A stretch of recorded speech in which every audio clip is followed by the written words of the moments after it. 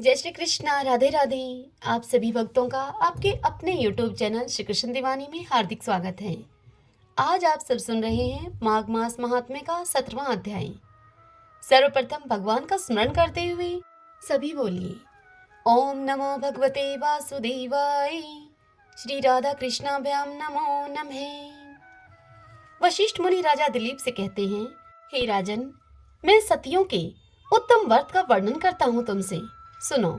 पति कुरूप हो या फिर दुराचारी, अच्छे स्वभाव का हो या फिर बुरे स्वभाव का, रोगी हो, पिशाच हो, क्रोधी हो, कंजूस हो, बूढ़ा हो, चालाक हो, अंधा, बहरा, भयंकर स्वभाव का या फिर दरिद्र हो, कंजूस हो, घृणित स्वभाव का हो, कायर हो अथवा पर स्त्री लंपट ही क्यों न हो, सती साध्वी स्त्री के लिए वाणी, शरीर और क्रिया के द्वारा देवता की भांति वह पूजनीय है।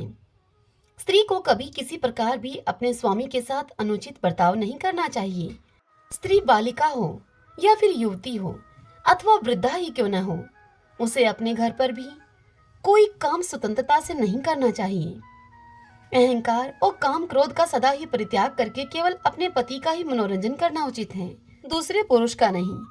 पर पुरुषों के काम भाव से देखने पर, प्रिय लगने वाले वचनों के द्वारा प्रलोभन में डालने पर अथवा जन समूह में दूसरों के शरीर से छू जाने पर भी, जिसके मन में कभी कोई विकार नहीं होता तथा जो पर पुरुष द्वारा धन का लोभ दिखाकर लुभाई जाने पर भी मन, वाणी, शरीर और क्रिया से कभी पराये पुरुष का सेवन नहीं करती, वही सती है। वह संपूर्ण लोगों की शोभा है। सती स्त्री दूत के मुख से प्रार्थना करने पर, बलपूर्वक पकड़ी जाने पर भी दूसरे पुरुष का सेवन नहीं करती।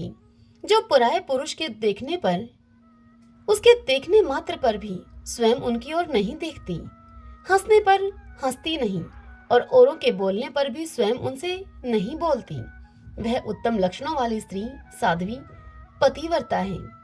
रूप और यौवन से संपन्न तथा संगीत की कला में निपुण सती साध्वी स्त्री अपने ही जैसे योग्य पुरुष को उसको देखकर भी कभी अपने मन में विकार नहीं लाती। जो सुंदर, तरुण, रमणीय और कामनियों को प्रिय लगने वाले परपुरुष की कभी इच्छा नहीं करती, उसे महासती जानना चाहिए। पराया पुरुष देवता, मनुष्य अथवा गंधर्व भी क्यों न हो, वह सती साध्वी स्त्रियों को प्रिय नहीं होता। पत्नी को कभी भी ऐसा कार्य नहीं करना चाहिए जो पति को अप्रिय जान पड़े। जो पति के भोजन कर लेने पर भोजन करती है, उनके दुखी होने पर दुखित होती है, पति के आनंद में ही आनंद मानती है, उनके परदेश चले जाने पर मलिन वस्त्र धारण करती है, पति के सो जाने पर सोती है और पति के जगने से पहले वह जग जाती है, पति के मृत्यु हो जाने पर उनके शरीर के साथ ही चिता में जल जाती है और दूसरे पुरुष को कभी भी अपने मन में स्थान नहीं देती। उस स्त्री को पतिव्रता जानना चाहिए। पतिव्रता स्त्री को अपने सास ससुर तथा पति में विशेष भक्ति रखनी चाहिए।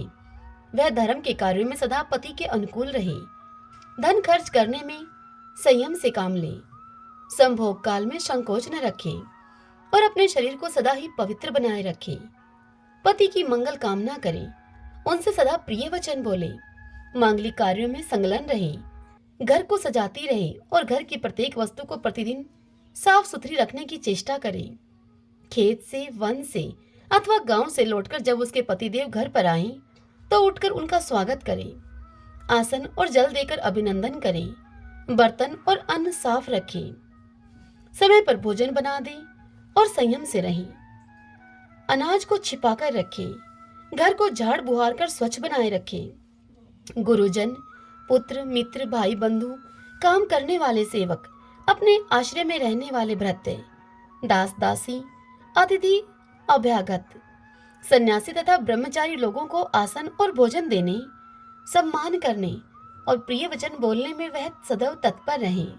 मुख्य गृहिणी को सदा ही समय समय पर उपयुक्त व्यक्तियों की यथोचित सेवा के कार्य में दक्ष होना चाहिए। पति घर का खर्च चलाने के लिए अपनी पत्नी के हाथ में जो द्रव्य दे, उससे वह घर की सारी आवश्यकता पूर्ण करके पत्नी अपनी बुद्धि के द्वारा उसमें से कुछ बचा भी ले। पति ने दान करने के लिए जो धन दिया हो, उसमें से लोभवश कुछ बचाकर न रखे। स्वामी की आज्ञा लिए बिना अपने बंधुओं को धन न दे। दूसरे पुरुष से वार्तालाप, असंतोष, दूसरे लोगों के कार्यों की चर्चा, अधिक हंसना, अधिक रोष करना और क्रोध उत्पन्न होने के अवसर का सर्वथा त्याग करें। पतिदेव जो पदार्थ न खाएं, न पिएं और न मुंह में डालें, उन पदार्थों को पतिव्रता स्त्री को भी छोड़ देना चाहिए। स्वामी प्रदेश में हो तो स्त्री के लिए तेल लगाकर नहाना, शरीर में उबटन लगाना, दांतों में मंजन लगाकर धोना, केशों को संवारना, उत्तम पदार्थ भोजन करना, अधिक समय तक कहीं बैठना, नए नए वस्त्रों को पहनना और श्रृंगार करना आदि निषिद्ध है। हे राजन, त्रेता से लेकर प्रत्येक युग में स्त्रियों को प्रतिमास ऋतु धर्म होता है। उस समय पहले दिन चंडाल जाति की स्त्री के समान पत्नी का स्पर्श वर्जित है। दूसरे दिन वह ब्राह्मण की हत्या करने वाली स्त्री के तुल्य अपवित्र मानी गई है। तीसरे दिन उसे धोबिन के तुल्य बताया गया है और चौथे दिन स्नान करके वह शुद्ध होती है। रजस्वला स्त्री स्नान, शौच, जल से होने वाली शुद्धि, गाना, रोना, हंसना, यात्रा करना, अंगराग लगाना, उबटन लगाना, दिन में सोना, दातुन करना, मन या वाणी के द्वारा भी मथुन करना तथा देवताओं का पूजन और नमस्कार करना छोड़ दे। पुरुष को भी चाहिए कि वह रजस्वला स्त्री से स्पर्श और वार्तालाप न करे और पूर्ण प्रयत्न करके उसके वस्त्रों का भी अपने आप से स्पर्श न होने दे। रजस्वला स्त्री स्नान करने के बाद पराये पुरुष की ओर दृष्टि न डाले।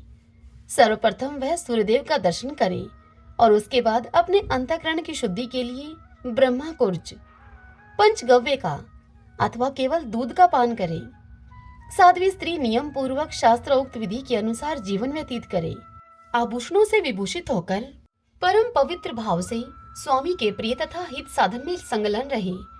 यदि स्त्री गर्भवती हो तो उसे अब आगे बताए जाने वाले नियमों से रहना चाहिए। वह आत्म रक्षा पूर्वक सुंदर आभूषण धारण करके वास्तु पूजन में तत्पर रहे। उसके मुख पर प्रसन्नता छाई रहे। बुरे आचार विचार की स्त्रियों से बातचीत न करे। सूप की हवा से बचकर रहे। जिसके बच्चे होकर मर जाते हो अथवा जो वंध्या हो, ऐसी स्त्री के साथ संसर्ग न करे। गर्भिणी स्त्री दूसरे के घर का भोजन न करे। मन में घृणा उत्पन्न करने वाली कोई वस्तु न देखे। डरावनी कथा न सुने। भारी और अत्यंत गर्म भोजन न करे।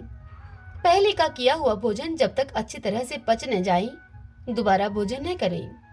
इस विधि से रहने पर साध्वी स्त्री उत्तम पुत्र को प्राप्त करती है। अन्यथा या तो गर्भ गिर जाता है या फिर उसका निरोध हो जाता है। पतिदेव जब किसी कार्यवश घर के भीतर प्रवेश करें तो पतिव्रता स्त्री अंगराग आदि से युक्त होकर शुद्ध हृदय से उनके पास जाए।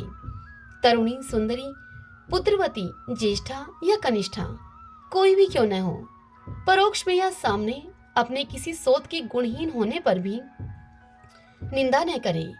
मन में राग द्वेष जनित मत्सरता रहने पर भी सोतों को परस्पर एक दूसरी का अप्रिय नहीं करना चाहिए।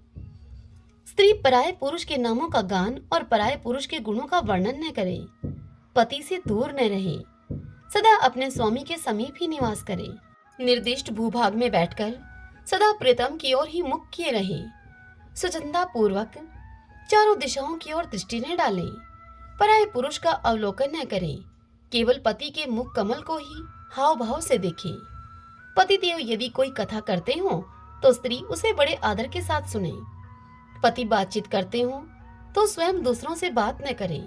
यदि स्वामी बुलाएं तो शीघ्र ही उनके पास चली जाए। पतिदेव उत्साह पूर्वक गीत गाते हो तो प्रसन्नचित होकर उस गीत को सुने। अपने प्रियतम के नृत्य करते समय उन्हें हर्ष भरे हुए नेत्रों से देखे। पति को शास्त्र आदि में चतुरता, विद्या और कला में प्रवीणता दिखलाते देखकर पत्नी आनंद में निमग्न हो जाए। पति के समीप उद्वेग और व्यग्रता पूर्ण हृदय लेकर न ठहरे। उनके साथ प्रेम शून्य कलह न करे। स्वामी कलह करने के योग्य नहीं है। ऐसा जानकर स्त्री कभी अपने लिए, कभी अपने भाई के लिए या अपनी सोत के लिए क्रोध में आकर उनसे कलह न करे। फटकारने, निंदा करने और अत्यंत ताड़ना देने के कारण व्यथित होने पर भी पत्नी अपने प्रियतम को भय छोड़कर गले लगाए। स्त्री जोर जोर से विलाप न करे दूसरे लोगों को न पुकारे और अपने घर से बाहर न भागे। पति से कोई विरक्ति सूचक वचन न कहे। सती स्त्री उत्सव आदि के समय यदि भाई बंधुओं के घर जाना चाहे तो पति की आज्ञा लेकर किसी अध्यक्ष के संरक्षण में रहकर जाए। वहां अधिक काल तक निवास न करे। शीघ्र ही अपने घर को लौट आए। यदि पति कहीं की यात्रा करते हों तो उस समय मंगल सूचक वचनों से बोले, न जाइए। इस प्रकार कहकर पति को न तो रोके और न यात्रा के समय रोए ही। पति के प्रदेश चले जाने पर स्त्री कभी अंगराग न लगाए। केवल जीवन के निर्वाह करने के लिए प्रतिदिन कोई उत्तम कार्य करे। यदि स्वामी जीविका का प्रबंध करके प्रदेश में जाएं, तो उनकी निश्चित की हुई जीविका से ही गृहिणी को जीवन का निर्वाह करना चाहिए। पति के न रहने पर स्त्री सास ससुर के समीप ही शयन करे और किसी के नहीं। वह प्रतिदिन प्रतन करके पति की कुशल समाचार का पता लगाती रहे। स्वामी की कुशल जानने के लिए दूत भेजे और प्रसिद्ध देवताओं से याचना करे। इस प्रकार जिसके पति प्रदेश में गए हों, उस पतिव्रता स्त्री को ऐसे ही नियमों का पालन करना चाहिए।